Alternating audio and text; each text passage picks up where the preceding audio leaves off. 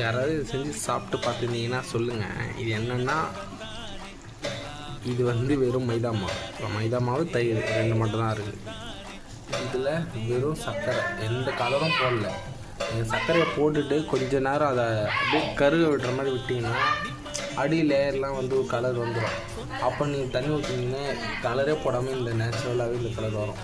இப்போ என்ன பண்ண போகிறோம், இதை ஃபுல்லாக ஹீட் பண்ணி நல்லா ப்ரௌனிஷ் ஆன அப்புறமா தூக்கி இதில் போட போகிறோம். சும்மா 2 போட்டு டெஸ்டிங் மட்டும் பார்த்துருக்கேன்.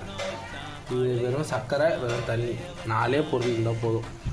உண்மையாக சொல்கிறது இதுதான். 2 பொருள் இருந்தால் போதும், இதை செஞ்சிடலாம் அதை செஞ்சிடலான்றாங்க. 4 பொருள் இருந்தால் போதும், இதை செஞ்சிடலாம். இதுக்கு நேம் தான் டீ கடையில் கிடைக்கிற பால் பன். நான் ஆல்ரெடி செஞ்சு பார்த்துருக்கேன், டேஸ்ட்டு சூப்பராக இருக்கும். இப்போது ஃபைனல் டச்சு வரப்போகுது. மொத்தத்துக்கு